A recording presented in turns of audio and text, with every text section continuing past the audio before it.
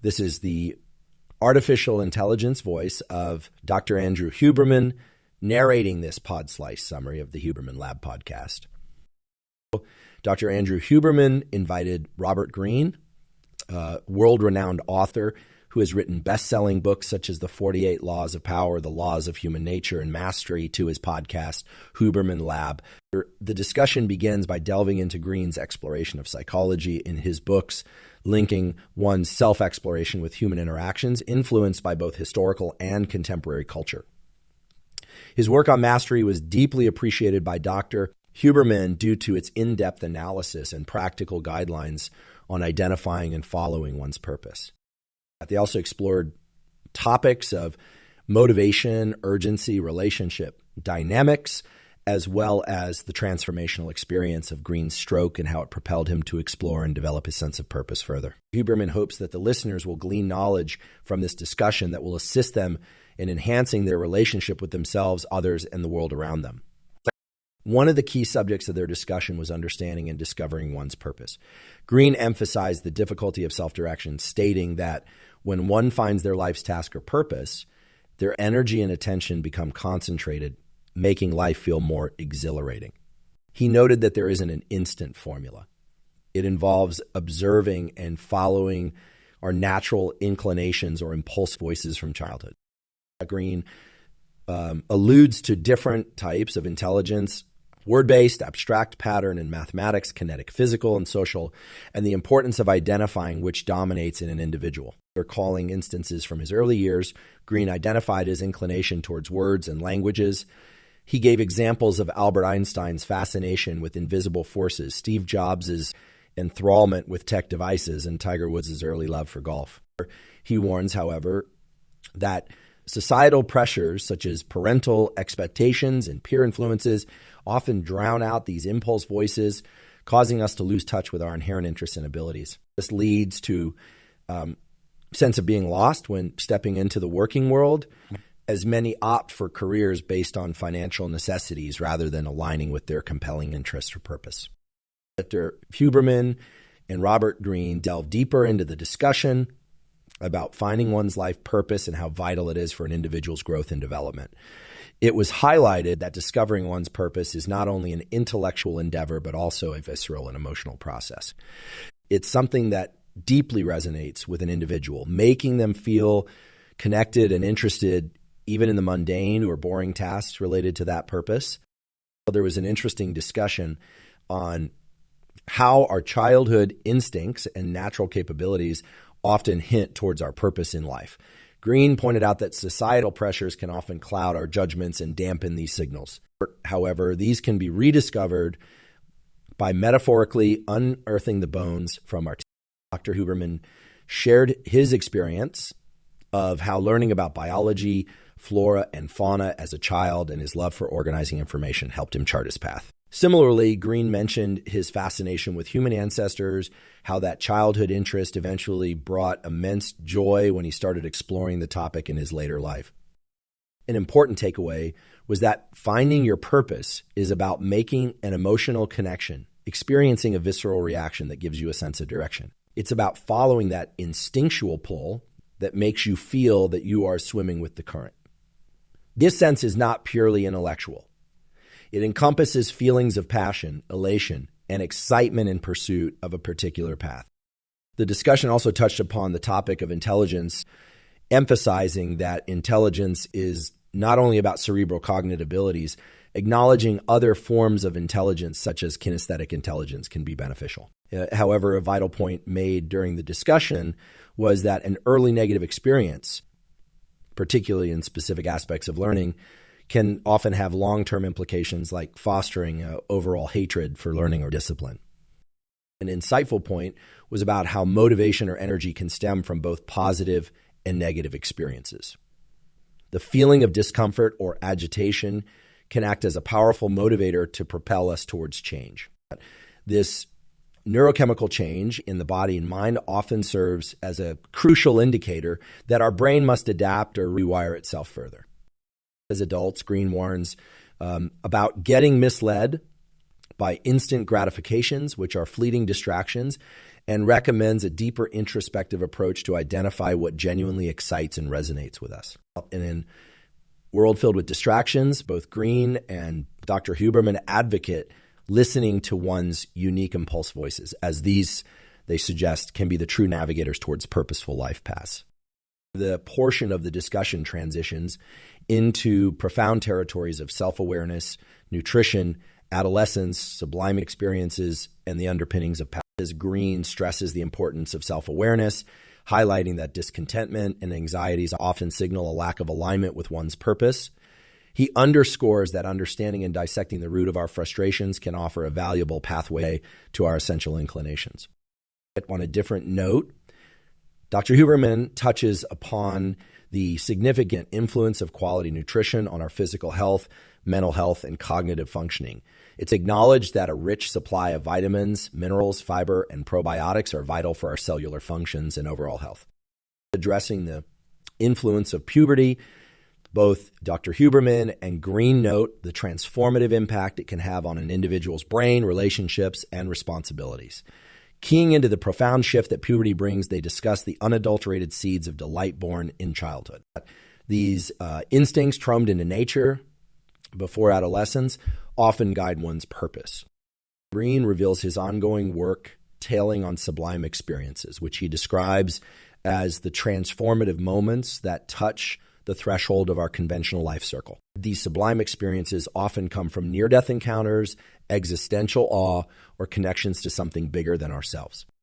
Though such experiences can open us to transcendental feelings, Greene warns against false forms of the sublime, which cater more to external gratifications rather than an internal connection. He, argues that while the real sublime can be life-altering, false forms are fleeting and do not satisfy the deep parts of our human nature that crave these experiences.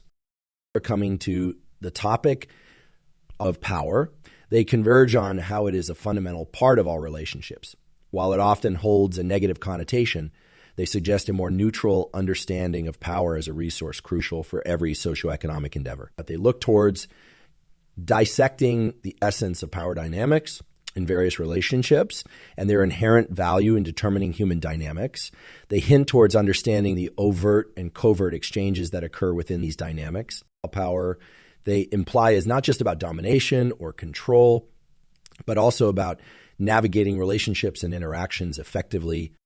The conversation delves deeper into the consideration of power dynamics, journeying through our inherent need for power, the concept of OT-boos and its role in seduction and our natural predilection towards transgression. On the subject of needing power, Greene highlights that it's comprehending the coercion of power rather than its exploitation that will result in better social interactions and relationships. Control and influence are sought after in every human relationship, overtly and covertly, but Greene argues that a true person of power subtly maneuvers people without imposing their will, a concept tied closely to the art of seduction. Dr. Huberman, Greene discuss the taboo and seduction. A universal no creates an intense desire in human nature. This interaction, Greene suggests, instigates our fascination towards all things forbidden and fosters our desire to seduce and be seduced. It's suggested that our primitive need for power and our instinct to transgress taboos have made us naturally adept at the art of seduction. But furthermore, Greene defines seduction as an exchange that requires vulnerability from both parties. The seducer penetrates the walls we build around our psyche by cleverly playing with our natural curiosity and desire for the unknown, similar to the suspense of an unfolding story. Greene argues that surrendering ourselves to another's influence reciprocally, knowing you can assert your power when required, can be a delightful experience rather than a threatening one. Well, finally, power dynamics are linked with elements of child-parent relationships and the idea of finding one's niche. From the perspective of a developing child, their parents' influence is a form of seduction. Our child is by default vulnerable and willing to be guided. However, as the child grows and discovers their natural strengths, they compensate for these early power dynamics by finding an area in which they can exert their power. Greene suggests that this early experience helps us develop our own sense of power and our ability to influence others in our adulthood. Torn into the broader topic of societal norms, and primal instincts. Greene explores the concept of power in its purest form, the craving to assert one's will over another. He explains that power isn't necessarily something to be feared or vilified, but rather an inherent part of our human nature, which, used properly, can lead to fulfilling relationships and healthy societal interactions.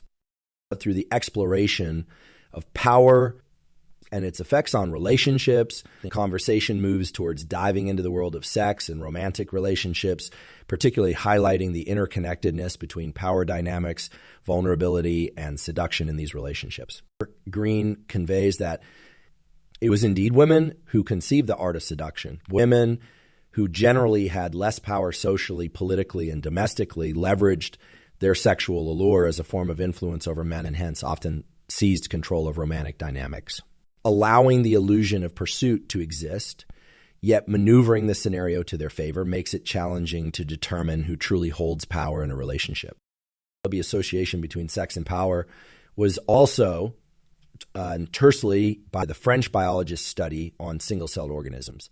The biologist observed these organisms merging to form couples, indicating the inherent biological desire for love and connection that transcends power dynamics. Greene suggests that our deepest desire is to connect with another being, to get so close that boundaries become blurred. A state he refers to as love sublime. This love sublime requires a level of equitability where power games are set aside and individuals experience a profound connection that transcends our biological and neurological limitations. Greene also contemplates on the societal dynamics, political tensions, and power plays that currently dominate our world, as drawing parallels to his earlier discussion on power dynamics in relationships. Greene hints that achieving a state of societal unity may require a similar surrender of power dynamics and recognition of our shared vulnerabilities. In the pursuit of love and connection, whether on a personal or societal level, setting down swords, showing vulnerability, and fostering mutual respect is essential to move past power dynamics. But in our current socio-political climate, the challenge lies in creating an environment that allows for this surrender of power and the subsequent sincere engagement of individuals. As the conversation progresses, Greene narrows in on the threats to human connection, particularly with the younger generation. He discusses the concerning impact of hookup culture, pornography, and social media on human interaction and emotional connectivity. Genuinely worrisome, as Greene points out, it has started to alter the wiring of human brains, leading to a loss of the experience he calls love sublimes. That is, the deep, profound connection with another being. As Huberman rightly points, this abundance of quick, impersonal gratification is indeed hijacking the natural wiring of our brains. Greene postulates that the process of learning to express vulnerability should not only be encouraged but celebrated, indicating its ties to creativity and positive mental health. To express creativity and to grasp novel ideas requires us to be vulnerable to new experiences and the unfamiliar. This is especially valid in this rapidly changing society we inhabit, which leads to what he interestingly calls escape the prison of the ego. Human beings have a tendency to withdraw and enclose themselves in their own thoughts, desires, and ego, exactly like being trapped in a prison. And many people opt to escape this intangible confinement through addictive behaviors such as drugs or spending copious amounts of time immersed in pornography, effectively just building thicker walls around them. Greene presents a compelling argument for vulnerability, the ability to open up to other people. Stating this capability could be a critical key to success, not only in romantic relationships, but also career pathways, creativity, and mental energy. Fearing vulnerability only leads to a disconnect from some of the most fulfilling experiences human life has to offer. Greene suggests that individuals need to practice viewing vulnerability as a strength rather than a weakness. Despite the fear getting hurt, one should maintain the belief in their ability to recover from any setbacks and evolve stronger than before. Huberman and Greene further delve into the complexities of the societal pendulum and how it seems to have shifted from a regular back and forth motion to a wrecking ball, amplifying existing issues and creating new ones in the process. To touch on the widespread sense of injustice fueled by social media, creating a constant toxic environment of negativity. While there's a desperate need to address numerous injustices, the conversation understands the destructive power of being subjected to an endless stream of upsetting news. They propose that humanity needs a healthy sense of injustice fundamental to structuring our society without succumbing to its overwhelming force. The conversation then glides into defining masculine and feminine roles and how the current state of flux in societal norms has led to confusion and conflict. Both men and women possess masculine and feminine sides, and in current times, understanding and accepting this has become extremely challenging for the younger generation. What resonates throughout this meaningful dialogue is the need for humanity to reconnect with its core essence of love, vulnerability, and shared experience, cutting through the noise of societal expectations and technological distractions. Moving forward with the conversation, Greene and Huberman dive into the current state of societal norms and roles, particularly those of masculinity and femininity. Greene emphasizes the importance of positive role models that manifest healthier forms of masculinity and femininity. He's concerned about the rise of confusion in young people who are receiving mixed signals regarding gender roles and expectations, thanks to the state of flux in societal norms. For example, he laments the narrative where being masculine is seen as something negative, which can contribute to toxic behaviors. Greene puts forward the concept of an inner strength that he sees as a crucial masculine trait. This refers not to physical strength, but the inner resilience, calmness, and ability to withstand life's hardships. Contrast this with the popular yet misguided notion of masculinity involving fast cars, mistreating others, and being abusive, which to him signal weakness and insecurity. The discourse then leads to the diminishing role of role models in today's society.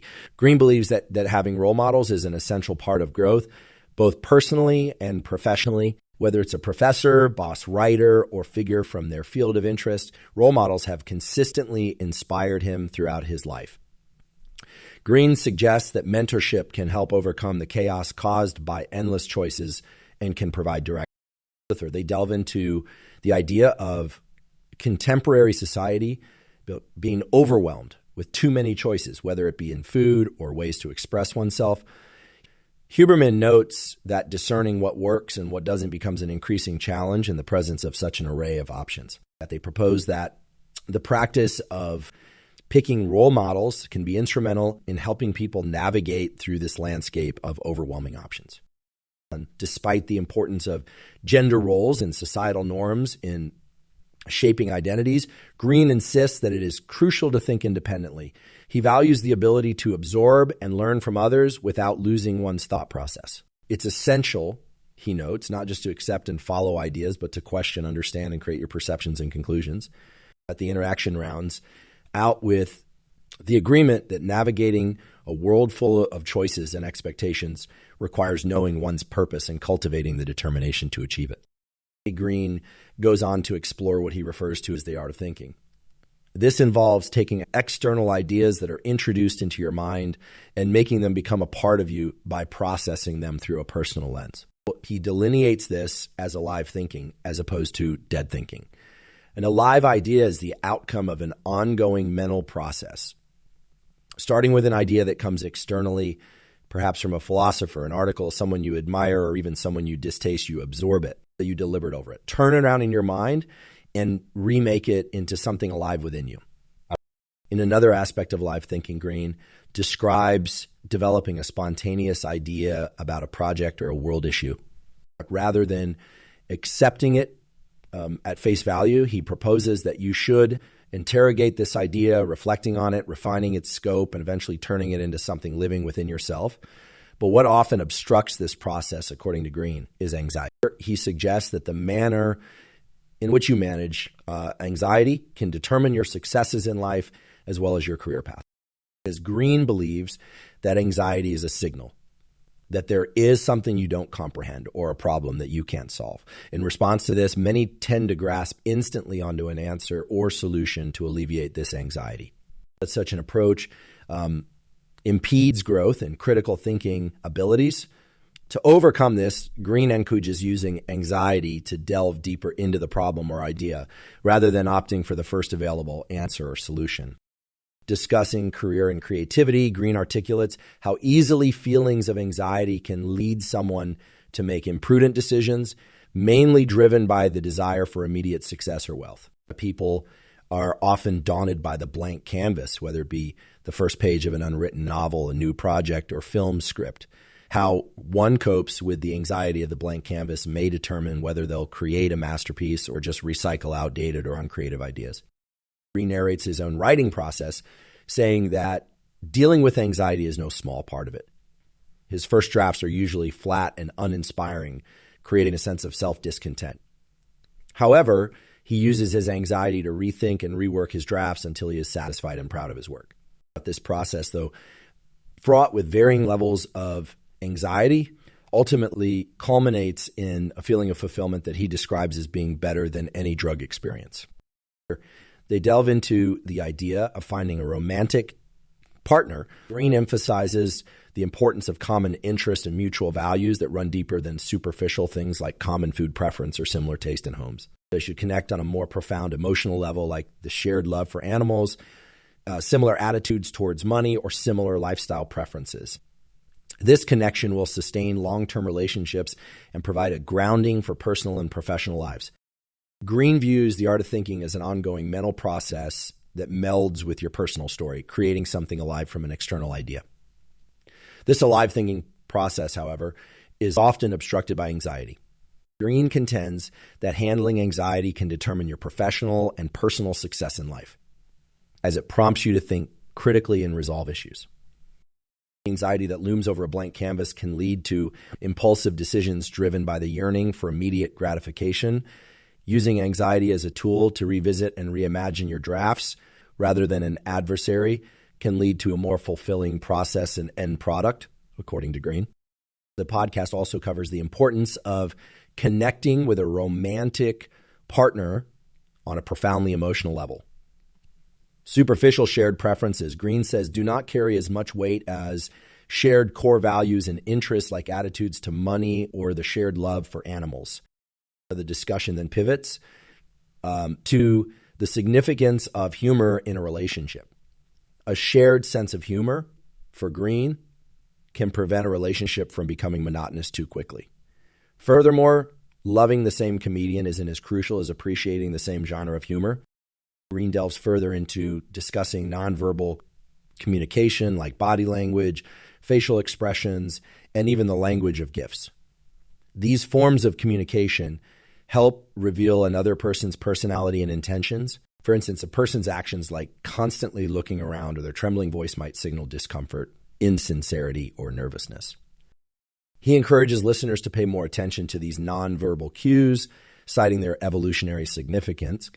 He shares that even though we have evolved to communicate with words, our brains are still wired to pick up on these nonverbal signals, making us nearly telepathic if we nurture this inherent capability. Mastering the art of nonverbal language, in Greene's view, opens up a new world of understanding people. For instance, observing the quick dissolve of a smile or the fake smile, which he considers telltale signs of false emotions, helps in readjusting our interactions with them. Greene also believes that when someone finds nonverbal communication intriguing, it can assist in maintaining interest in a relationship. For example, someone might maintain their interest in their partner if they are continually surprising or revealing new aspects of their character. In conclusion, Greene advocates for the continuous development of observing and understanding nonverbal cues, endorsing it as a vital tool in all kinds of relationships, be it professional or personal. In their fascinating discussion, Dr. Andrew Huberman and Robert Greene focus primarily on the importance of nonverbal communication and the understanding of it in human interactions. Greene emphasizes the necessity to be intuitive about such communication signals to avoid potential pitfalls in relationships, especially with toxic individuals. He argues that such individuals often have dead eyes, a distinct feature that can be noticed if individuals stay attentive. To offer more depth, Dr. Huberman elaborates that our pupils tend to dilate and constrict based on our emotional arousal reflecting our genuine feelings at a given moment. It points out that it's crucial to pay heed to these cues as they play a significant role in understanding others and ourselves. Further, they discuss the role of voice in communication, emphasizing how it's often tough to mask genuine emotions in one's voice. Particularly in a romantic context, they point out that one's voice can be incredibly seductive and influential, often harking back to the comforting voice of a mother heard during early childhood. In the contemporary world dominated by virtual communication, developing skills to understand nonverbal cues becomes challenging. People mostly interact through emojis, filtered pictures, or text messages, limiting the potential for recognizing and understanding intricate nonverbal cues. Greene warns of the risks of this progression, claiming that individuals could lose their ability to decode nonverbal behaviors if they overly rely on virtual tools like dating apps. Their discussion extends to the impact of AI, where Greene expresses his concern over how it might limit our individual ability for deep thinking. Learning, according to him, is a muscle that needs conditioning through experiences and challenges. Providing an easy way out might atrophy this muscle, thereby affecting self-awareness, holistic thinking, and the aptitude to manage anxiety. Further delving into the impacts of AI, Greene talks about his learning experience with ancient Greek. It was the trials and struggles that helped him develop his thinking muscle, something he believes I might hinder. He compares it to a scenario where one uses a helicopter to climb Mount Everest. There's no struggle, no pain, no growth, only an easy pass to the top. While I can serve as a useful tool, he stresses the significant need for personal development and critical thinking and experiences to truly evolve. In the podcast, Robert Greene opens up about experiencing a stroke in August 2018, which led him to profound realizations about the brain and human identity. As Greene recounts waking up in a hospital after his stroke, he describes unusual sensations and thoughts, which he believes were insights into the nature of self and time. He explains his belief that the brain creates an illusion of the self. More specifically, he suggests that all experiences are a construct of the brain, and even though we feel like a single consistent being, within us are multiple selves that are all in competition. During his near-death experience, Greene experienced a scrambling of this illusion, which made time seem distorted and made him feel as though he was observing multiple versions of himself. Greene further discusses his difficulty regaining control over his limbs post-stroke. This struggle underscores his belief that the brain controls everything in us, as he could no longer command his body as he once did, indicating how all physical control is hinged on the brain. Continuing this thought-provoking discussion, Greene ties his experiences back to artificial intelligence. He believes that if we truly appreciated the marvel that is the human brain, we would become less fixated on AI. His experience reinforced the idea that the brain is the most complex and fascinating instrument, deserving of far more attention and reverence than it often receives. The thread then veers away from the metaphysical and philosophical back to the practical. Robert points out that neuroplasticity is crucial for recovery after events like strokes. Incredibly, our minds retain the ability to adapt and change throughout our lifetimes, allowing us to learn and adjust even after significant brain damage. His experience elucidates the interconnectedness of the physical and metaphysical, providing insights into how our brains create and maintain a reality, one that can fracture and shift dramatically during moments of illness or injury. But through his journey, he presents a compelling argument that emphasizes an understanding of our brains and ultimately ourselves. In this enlightening conversation with Robert Greene, Dr. Andrew Huberman explores Greene's transformative experience and newfound perspectives following a stroke, being catapulted into a situation where he had to confront his fragile mortality. Greene expresses his metamorphosis into a more appreciative being. One important lesson Greene extends stems from his fraught journey towards regaining physical ability. Forced to face and conquer his demons, he learned patience, resilience, and the art of embracing life's simpler pleasures. Interestingly, even as he envied those partaking in activities which he once enjoyed, he realized that he could now truly perceive and cherish life's smaller wonders that often go unnoticed. Moreover, Greene's stroke underscored the critical role of neuroplasticity. He celebrates the fact that his near-death experience heightened his cognizance of being alive and his gratitude for getting to live another day doing what he loves, writing books. Greene stresses the aspect of appreciating life and finding joy in seemingly insignificant things. To highlight this, he cites a chapter from his forthcoming book which magnifies the sheer marvel of human existence. This passionate discussion commences on a philosophical note, revealing an intriguing theory about the nature of time and self. Greene discusses his stroke-induced scramble of reality during which he perceived time distortion and observed multiple versions of himself. Huberman delves deeper into Greene's experiences, leading further into the territory of artificial intelligence. Greene believes that the complexity and fascination accompanying the human brain warrants an appreciation that is often overshadowed by the focus on AI. Greene's transformation also impinged into practical realities. He emphasizes a sense of urgency that drives individuals towards their life's purpose and away from complacency. This is underscored by the concept of death ground, wherein people find themselves driven to perform beyond their perceived capability when faced with life-threatening situations. Overall, Greene imparts indispensable wisdom about embracing life's unpredictable nature and the constant change. His compelling story leads to a stimulating discussion about human life, the surprising realm inside us, and our perspective towards